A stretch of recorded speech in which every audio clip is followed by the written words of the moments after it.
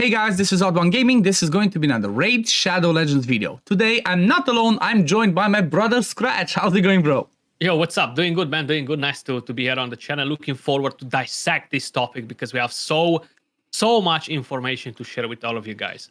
Yeah, definitely. I really wanted to jump on this one because I'm quite sure this is going to be in everybody's head. So first of all, before we jump into this one, make sure you guys go check out Scratch's video. We had a collab on his channel yesterday where we went through Amius, not with an N, Amius, the Lunar Archon, the big bad boss that's going to come to the game anytime soon. Like, I don't know, anytime soon. Looking forward to this. And we basically went and dissected all of his skills and all that, gave our ideas and whatnot. So I'm gonna have his link in the description and in the pinned comment of my video. And well, basically today, after this one, we're gonna talk about some heroes that some champions that we believe are gonna have a value search, because you know there's some interesting mechanics that you're gonna need for that one. So we had a look around through our rosters, through the index, and I guess without further ado, should we just jump straight into it? And I guess 100%. We're gonna start with the guest, right? Start with the guest. Okay, so I'm gonna go for this champion that everybody hated.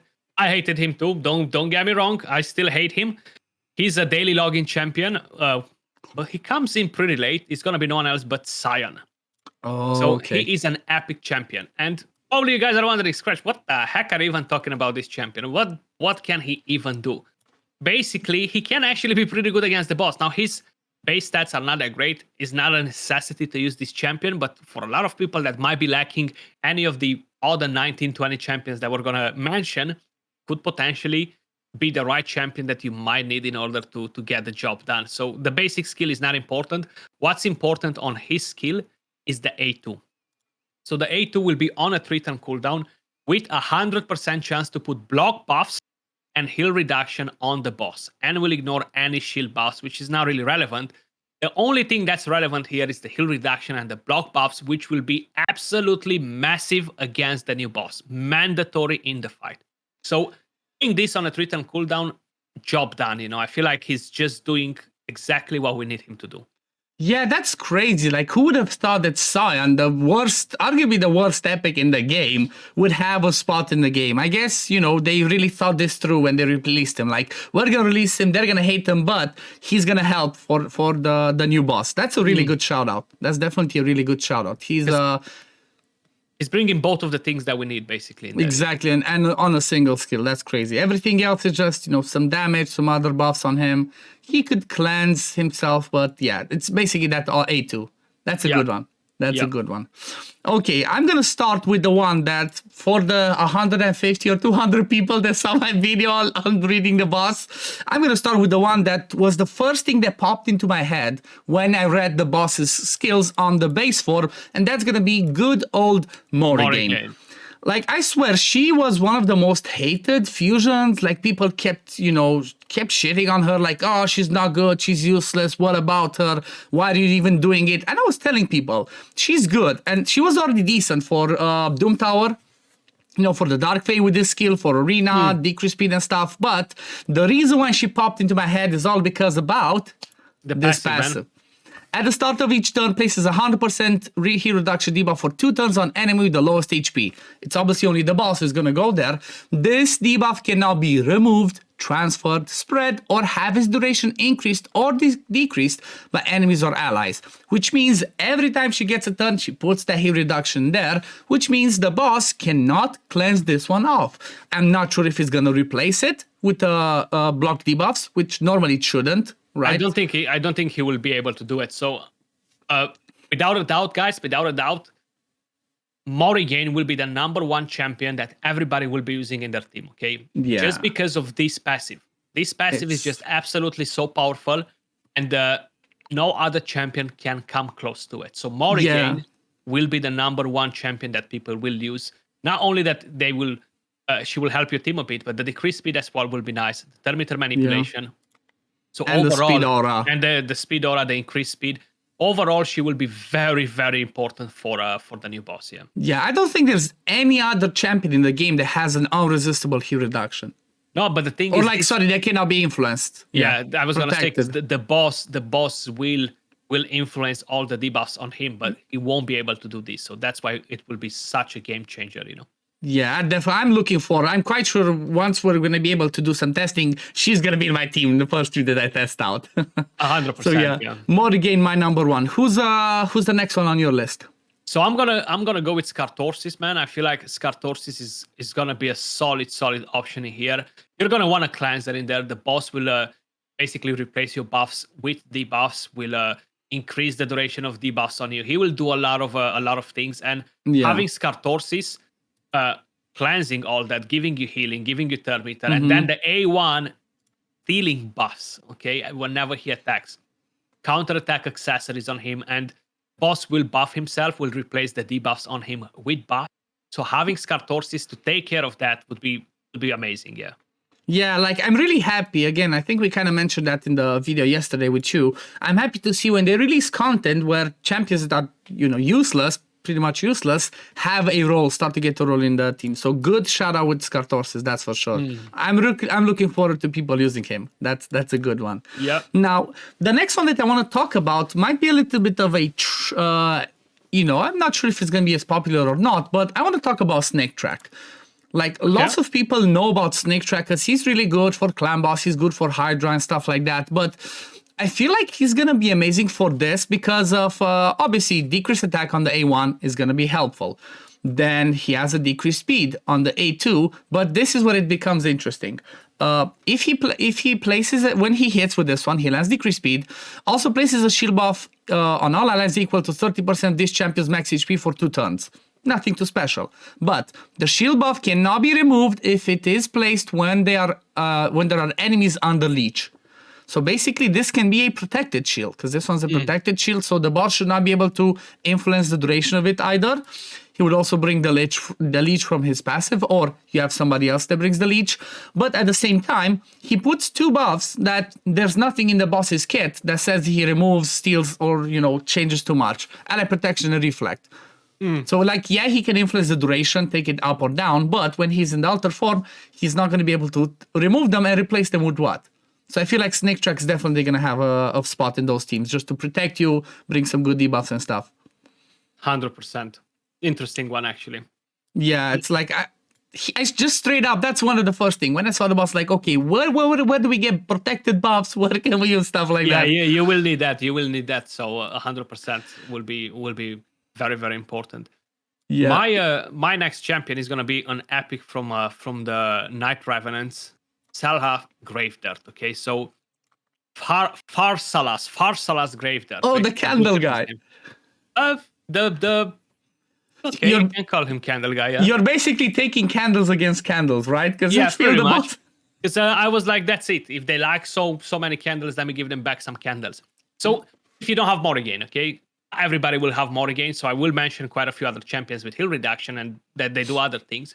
But Gravedirt will give you heal reduction, 100% chance with the A2, which is nice on a 3-turn cooldown. Yeah. What's very nice again is the A3. Now, shield, strength, and buffs will be your best friend against the boss. And it might not be the best champion to use on the hardest difficulty of this. For whoever is still kind of like not able to be that, but able to be the lower one and might not have a very developed roster, might not be a filthy, degenerate whale, this champion here could serve a very good purpose, Yeah, definitely a good shout out. Like, again, another one that people would be looking at. Like, okay, he brings you the good stuff, the A3 and the A2, but I don't think anybody built him for anything else. If you guys did build and use for Solas anywhere in the game, leave it in the comments below because I'm curious. I never built this guy. So good shout out with this one. So since we are in the Night Revenants, I want to talk about one that's, I'm not sure if I can say necessarily value surge or not, but she's just one of the ones that always comes back. When you're stuck on something in the game, she always comes back. And that's our sister, good old Doom Priest. I know. She's just amazing, mate. It's just the passive. Heals all allies by 7.5% of their HP and removes 1 random debuff from them at the start of their turn. The usual thing, build her relentless. That's it. That's all she does. She just keeps getting turned, gives a bit of healing, and she keeps cleansing those debuffs if the boss changes stuff on you, and that's all you need her for. Yeah, she's definitely going to be very, very solid to get the job done, honestly. I feel like the cleanse from her is gonna be nice as well. Yeah. Yep. So this was a really quick one, but still, she's viable, mate. She's viable. Of course, of course. I'm actually gonna go over to Brogni. So Brogni, guys, not like he sucks or anything like that, but he's gonna see value surge as well because he will be great from for different reasons. You're gonna get HP burn, which will take some damage if you give him accuracy. You're gonna have the shield, okay, which again cannot be increased or decreased, cannot be removed. So that's gonna be massive to have that shield on. You're gonna have cleanse, you're gonna have block debuffs, you're gonna have increased attack, which will be very, very beneficial. Reflect damage on the boss. We already know that the boss will smack pretty hard. So having some reflect damage back is gonna be nice, you know. I feel like he's gonna be a very, very important champion as well.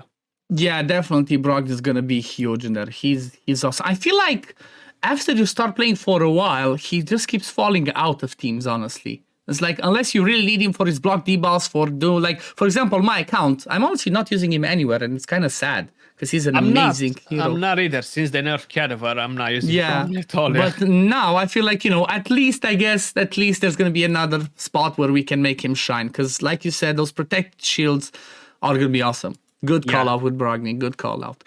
Okay, now I'm going to move to another one that might be an unpopular opinion, but it's somebody that maybe people have and hate, but this champion's gotten good ever since she got buff, and that's the sausage, Vamcar.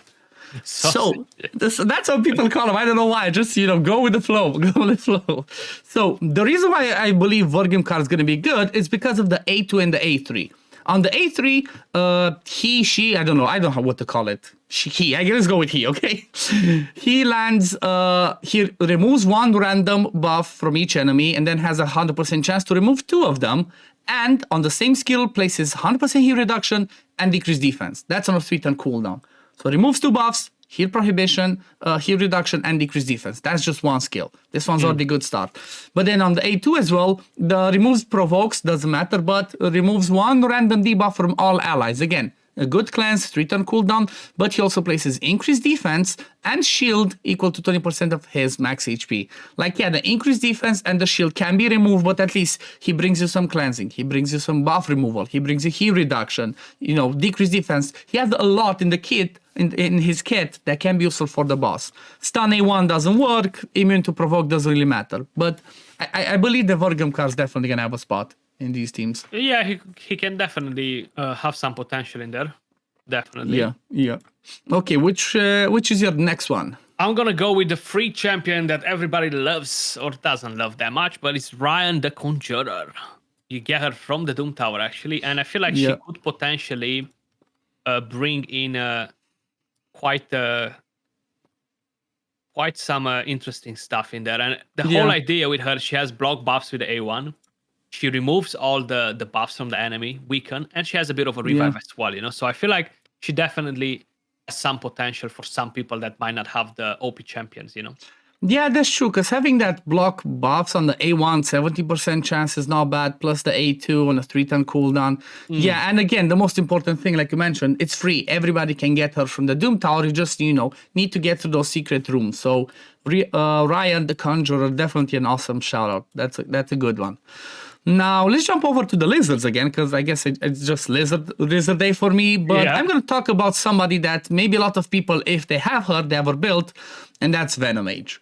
Venom Age is going to be awesome in there because, heal reduction landed for 3 turns. This is a good thing. It's like on it's a 3-turn cooldown, 3 turns heal reduction plus some poisons. And the good thing about her kit is the passive also brings damage mitigation. If the heal reduction's there, the boss hits less. And like we talked about it, the boss is going to hit hard. So the fact that we have this, that's going to be awesome. Plus, she can bring the decreased attack, decreased defense on the A1. And if you're going to have a ton of poisons, which from what we read on the kit, poisons could be good, she can keep activating them. So I feel like from when it comes to the epics, I feel like Venom Age might be one of those MVPs in there. Yeah, I think she's going to be very, very nice, 100%. That damage reduction will be really, it's really good. Massive. It's massive. I'm going to go to another free champion, and that is Lydia. So, Lydia, guys, boss will revive, okay? In one of the forms, the boss will revive. So, Lydia, not only that she will bring you strengthen, she will bring you increased speed, she will bring you block buffs, she will bring you so many good things.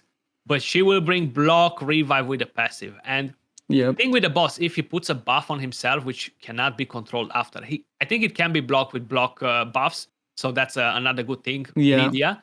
So even if you fail to put the block buffs, you still have the passive, won't let the boss to revive. She's gonna be very, very nice there, yeah. Yeah, that's really good. Now that I'm thinking about it, I feel like a whale. Like everyone that I'm saying is just champions you pulled in your like 3 champions. Like, yeah, odd one the whale. Odd one the whale. It is the truth, guys. It's the truth. Like, Yeah, don't I'm a believe whale. if it tells you it's free to play. I'm a hidden whale. I'm the one that's budget here, free to play. Exactly. Okay, you know what? I'm gonna go with the free-to-play one myself then now. It's like he was next on my list, funny enough.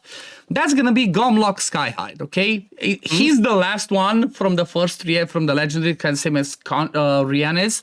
But Gumla can be good because of his A2 specifically, first of all, okay? He got to rework in the last few months, but basically the Faithful Trickster, once he's fully booked, it's going to be 100% chance to steal all the buffs from the target.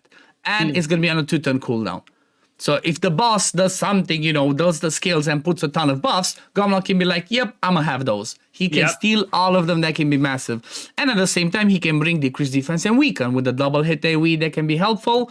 And I think he also has a leech on the A1. So I feel like he's going to be interesting. Plus, he's going to have some self-sustain with his passive. If you land tons of debuffs, and the boss maybe transforms them all into buffs, he can keep himself alive with this passive with the shield. So again, I feel like it's going to be nice because he's going to have a role. Because honestly, by the time you get him, people already have Lydia. So you wouldn't use him as AoE decreased defense and weaken. So that's kind of sad. But now with this boss, mostly because of his day 2, I feel like he's definitely going to see the day of light out of the vault with him, Yeah, I think he's very nice because of that skill on a 2-turn cooldown, Yeah. You're gonna want to play around with block buffs and remove buffs at the same time because it's gonna be hard to time it all the time, especially if you want to do it auto.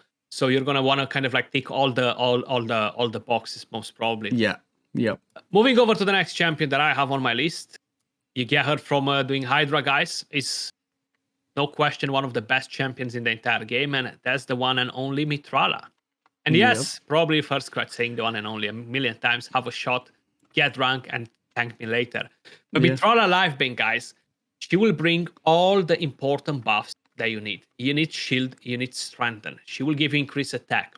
She will give you the increased defense. On top of it, she will cleanse, okay? She will put poisons on the boss to drop even more damage. She will have an insane resistance that will make the boss cry, So I feel like Mitala, she's just ticking every single box. And yeah, how I mentioned, one of the best champions in the game. And every new content that's being added to the game just proves it more and more and more, yeah? Yeah, she's definitely a game changer. And in a way, you know what? I'm really happy that Raid introduced her like that as part of the Hydra. Because everybody can have access to her. And she's so game changing. Because once you get her, you can use her everywhere. And she's 100% gonna shine in this new boss. That's definitely a good shout out. You and your all your 3 heroes. Okay, so back to Kraken old me. Okay, I'm kidding. It's not a Kraken. Just this one's just an epic. So I kind of thought about Padma when I saw the kit because Padma has an amazing A1 that as long as she crits, she always keeps decreased attack on the boss. Which can be really good. But then also on the A3 that goes down to a 3-turn A3 goes to a 3-turn cooldown. She removes all the buffs from the target and places them on herself. So she basically steals everything from the boss, kind of same as Gumlock. She's an epic, so if you don't have Gumlock yet, she can be a good option because like this decreased attack, like we mentioned as well, is going to be important. Very important, yeah.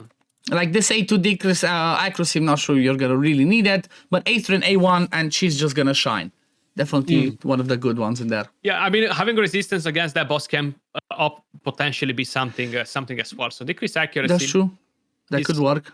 It could do a bit of work. The only problem is it's not that high of a chance to land it, Yeah.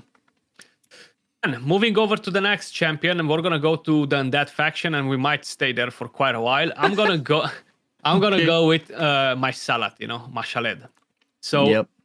Not only that you're going to need damage, guys, okay? So you will need damage to kill the boss, but Mashaled brings you Leech, brings you the increased speed, and removes all buffs from the enemy and puts heal reduction, okay? And this is what you need. You're going to need to have a champion that removes buffs because the boss will remove all the debuffs from himself, will remove the block debuffs, put it the block buffs, and will transform it into immunity. Will remove the decrease attack and change it to increase attack. So you need a champion to go straight after the boss does that. Remove all the buffs from him. If not, he's gonna smack you. He's gonna spank you hard, you know. And, not in a good way. So it's definitely gonna be kind of like a must to have some similar champion in that area. Yeah, he's definitely going to be awesome. He's definitely going to be awesome. The funny thing about him is he kind of fell out of the clan boss meta because most of the teams with him are not instant keys. You know, when you think about the demon lord. And not all of them are auto, man. That's the problem. Exactly. Know? It's like, okay, if you haven't built, don't worry. You're going to have a spot now for him. Yeah. Okay, I think now towards the end, I'm just going to move into Kraken territory because it kind of looks like what I have on my list is mostly Void Legendary and stuff. Come on, you feel. Let's go. Let's go Krakeness. The reason why I wanted to talk about her, Tramaria, is because apart from once in live arena, I've never seen anybody use her anywhere. And I feel like she's going to be interesting because of her passive that makes her immune to sleep debuffs. And in the alternate form, the boss, or was it the alternate form, the boss puts sleep on your whole team. So the fact that she's immune to it and she boosts turn meter when somebody tries to land a control effect on her would make her amazing because, well, the boss is going to do that. Everybody's going to go to sleep. They're going to lose a turn, but she's going to jump in there. She's going to cleanse and boost everybody's turn meter by a ton. And like, this is all about her. Like, maybe, yes, some decreased speed on the A1, the A2 she cannot stun, but if you really need, I'm not sure if we're going to really need it, but if we're going to need a way to deal with that sleep, instead of having like the block debuffs, she could have a spot in there mostly because of her passive. So, you know, if you're one of the ones that pull the Tramaria and you're crying in your milk, don't worry, she might be useful. Pretty much. Yeah. So I'm going to go back to the Undead, bro. And just because you went with the Void Legendary, I'm gonna match you. I'm gonna match you back, and I'm gonna go for a Little Miss Annie. She has a very, very crazy damage. Okay, she deals very good damage all around. And what I like about her is that with the A1, a triple hitter has a chance to put heal reduction.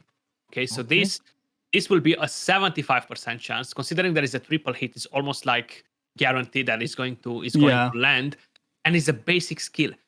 On top of it, how I mentioned, you need damage, okay? So you need to bring champions that deal damage. Enemy max HP is kept at 5%, so they will become even less effective compared to other bosses that we have in the game. So I feel like champions that hit really hard will be great, you know? Yeah, I know people used to use her for, or maybe still use her for Sand Devil 7, right? Just to one-shot a boss, basically. I used to do that as well, yeah. Yeah, and I just saw now that her A2 that puts increased attack on herself is on a 2-turn cooldown. Yeah, it's nasty. It's nasty. Yeah. She's okay. I guess I'm not as unhappy that I pulled her. She's been in my vault ever since. I might have to build her. Yeah, 100%. Give her a go. You know. Yeah. Okay, I guess it's time to move over to the other Void Legendary since we're at that spot, and I want to talk about Solas because I feel like Solas kept being downgraded more and more during the time. He used to be a beast in Arena, right? He used to be the best defense-based nuker in the game. But then we had all the Ragashes and people like that came out and he was downgraded. Then after that, he was really good in, in Hydra, okay? But then other people like Biovold and Corona's other stuff came and he got downgraded again. Well, I feel like he's going to have a spot again in this fight because, especially because of Z3, okay? Triple hit that each hit has a chance to remove all buffs. Okay, straight up all buffs removed on a 3-turn cooldown, and it can hit pretty hard. But then that A3 as well, which can hit like a truck, attacks all enemies, which obviously just the boss, but increases duration of all debuffs on the target. And he also puts a shield on himself, but his damage is going to increase by 10% for each debuff. So if you're going to have a ton of debuffs on the boss, and he goes with this one, he's going to do some massive damage. He's going to extend those debuffs. And then if the boss removes them and puts buffs on, he's like, okay, I'm coming back with my A2 to take them all off. So I feel like Solas, again, is going to be another one that should shine. Yeah, I think he's gonna be a nice one. And my next one is gonna be again from the Undead. Seems like I love them today. Yep. It's gonna be no one else but Battle Kazar. You're gonna need cleansers. Like, regardless of what you might think, block debuffs, having immunity is not gonna be enough because the boss will replace that one with block buffs on your team. So the boss will do that. Yeah. Of course, you can counter it with resistance. but you're going to need cleansers, okay? And Battle Kazar, having a cleanse on a return cooldown, giving you the healing as well, giving you extra damage with a passive when the enemy is under poisons, putting poisons on the boss, so just the poisons themselves stick some damage on the boss. I think that he will be very, very important there, yeah. Yeah, for sure. I feel like he's another one of those ones that kind of like went down in the grades because of the hard dungeons, at least. He used to be soloing everything, but now he's a bit like, yeah, he just went down the grades. So again, it's going to be interesting to test him out in there. I think that was the last one for you, and I have one more myself, I think. I don't know. I think but still, yeah. Yeah, let's jump into the Night Revenants again. Well, I guess I finish with this one. I had quite a few from here, but I'm not sure if she's going to be amazing or not, but I have her, I pulled her and never used her. Shemnath might actually be interesting for that because, well, on the A3, attacks enemies twice. First hit removes all buffs. Second hit will ignore 20% of target's defense against the ones that have no buffs. She can hit pretty good, so this one's going to be good. Then the A2 triple hitter transfers all debuffs from her to the enemy, then attacks 3 times. First hit increases duration of all debuffs on the target. Second hit decreases duration of all buffs on the target. And then third hit increases duration of all buffs on this champion for 1 turn after attacking. Plus she gets more accuracy on the passive and more crit damage, and also decreased defense on the A1. She's going to be very, very strong. I feel like she's going to be interesting in that. Kind of, I guess, a little bit like, you know, I was looking at this and I was thinking about her and Michinaki. But I think, like, you know, Michinaki is still... Let's keep him in Hydra. He's going to stay in Hydra, his stuff. And let's get Shemnath for this boss to do the job. Yeah, like, she will be nice too, yeah. But, like, yeah, I think this was it for the 10 ones. I do want to give one massive shout out to something at the end. And that's going to be the protection set. Yeah, that protection set is going to be very nice. Yeah. That's going to be insane. And I can't remember when you have 8 pieces, 9 pieces, is 75% chance. Yeah, 75%. So it's like... that's kind of like going to be, in a way, very important, depending on what sort of strategy you're trying to adopt against the boss. But I feel like, yeah, protection, 9 pieces is going to be strong. Yeah, this one's going to be huge. 75% chance of protected buffs, which means that boss is not going to do anything to you. Plus... people are going to do more damage when they have that. But even at 6-piece set, even that 50% chance to protect those buffs could be huge. You know, it might be some RNG or not, but still, I feel like protection is definitely going to be one of those sets that people are going to want to have on their buffers. In there. Yeah, it will be. It will be pretty handy, 100%. Yeah. But like, yeah, I guess this is gonna be it for today, guys. This was definitely a fun one. I'm glad that we had Scratch on. Hope you had a good time, Scratch. Anything you want to say? What's going on in your life with your channels? Yeah, Ben, just keep the grind up. You know, looking forward to the new content. Definitely pretty excited now, seeing that we are getting some nice challenging content, and it's not going to be locked behind a couple of champions. It opens up the door to use a lot of different champions, a lot of versatility involved with the new content. So I'm definitely excited because this is not another paywall. So this is what people wanted, basically. Yeah. Exactly. So we gave you at least 20 options of champions that are going to be good for this content. So I'm definitely looking forward to it myself, because I did mention my previous videos and people might be a little bit with me, but I did say that Raid has been feeling stale. That's the truth. Raid has been feeling stale for the last few months, like maybe even the last year. So this one's definitely going to be the thing that's going to make or break the game. And it looks like it's going to be good. It looks like it's going to make it. It looks like it's going to make it fun. So definitely looking forward to it myself. But yeah. 100%. Again, guys, thank you all for watching. I hope you enjoyed it. Don't forget to check the link that I'm going to have in the description and the pinned comment where I joined Scratch to talk about the boss. We did that yesterday, so make sure you go check that video out. Drop him a like, drop him a sub while you're at it. And yeah, this is going to be it. Thank you all for watching. As always, if you do enjoy my content, don't forget to like this video, subscribe to the channel to see when I upload next, and I'm going to see you on the next one. Peace, love, take care, everyone. Bye, guys.